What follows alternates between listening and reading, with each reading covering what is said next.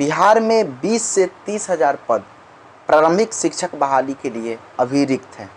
ये हम नहीं कह रहे हैं, ये हमारे बिहार के प्राथमिक शिक्षा निदेशक डॉक्टर रंजीत सर ये बात कहते हैं। क्या यह बात सही है या गलत?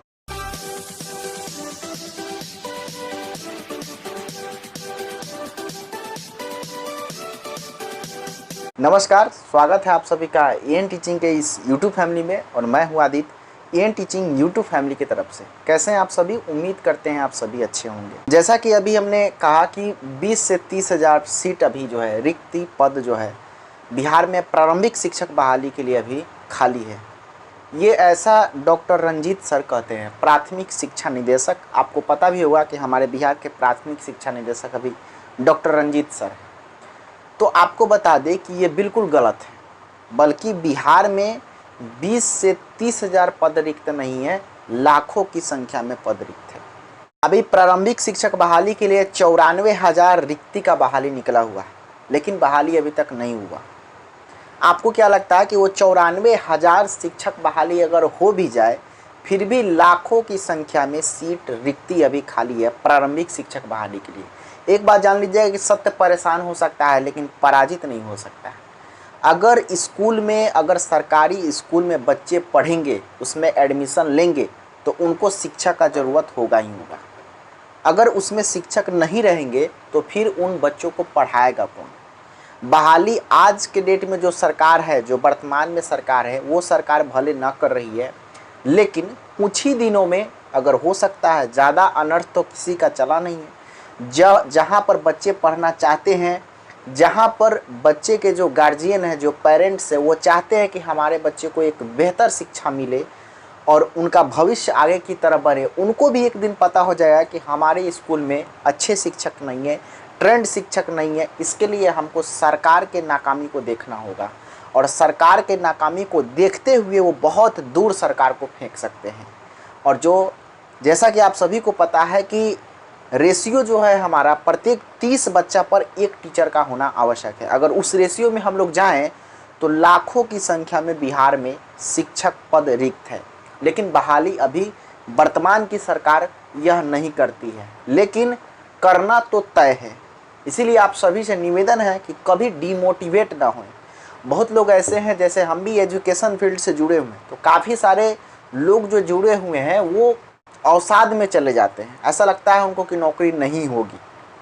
हम मानते हैं कि परेशानी हुआ है, आप सभी को पता है। जो लोग वर्षों से इस तलाश में हैं कि हम बीएड डीएड करेंगे, उसके बाद में पात्रता परीक्षा की तैयारी करेंगे, निकालेंगे, उसके बाद हम शिक्षक बनेंगे, फिर भी उसके बाद भी वर्तमान की सरकार उसको शिक्षक नहीं बना पा रही है। जहाँ पर स्कूल में बच्चे, आप खुद सोचिए कि जहाँ पर स्कूल में लाखों की संख्या में बच्चे रहेंगे, वहाँ पर हज़ारों की संख्या में टीचर रहना चाहिए या नहीं रहना चाहिए? बिल्कुल रहना चाहिए, क्योंकि सरकारी विद्यालय तो बंद हो नहीं सकता है, और सरकारी विद्यालय बंद नहीं हो सकता है तो उसमें बच्चे पढ़ने आएंगे ही अगर सरकारी स्कूल खुला रहेगा तो। और सरकारी स्कूल जब खुला रहेगा, उसमें एडमिशन होगा, तो उसमें शिक्षक चाहिए ही चाहिए। इसीलिए आप लोग डीमोटिवेट ना हो। आप लोग ये ना सोचे कि अब हमारा पढ़ना या पढ़ाना बेकार हो गया है। कभी भी ऐसा नहीं होगा। अगर आप सच्चे लगन और मेहनत से आप जो है अगर प्रयास आप कर रहे हैं, तो निश्चित रूप से एक बात ध्यान रखिएगा, चाहे बिहार एसटीटी हो, चाहे आप प्रारंभिक शिक्षक बहाली की बात करें, चाहे जो अग्रिम बहाली आने वाली है, जो भी बहाली आने वाली है, उन सभी की हम बात करें तो कुछ लग सकता है, लेकिन ऐसा कभी नहीं होगा कि बहाली होगी नहीं। बहाली होना तय है। वर्तमान की सरकार भले नहीं करेगी बहाली, लेकिन जो आने वाली सरकार है, चाहे जो भी हो, हम नहीं जानते हैं, लेकिन इस सारे के लिए अगर किसी राज्य में स्कूल में अगर बच्चे हैं, वहाँ पर अगर शिक्षक नहीं है, तो उस पर बहुत बड़ा कार्रवाई किया जा सकता है। आप सभी को पता होगा। और एजुकेशन डिपार्टमेंट अब इतना ज़्यादा सख्त होते जा रहा है।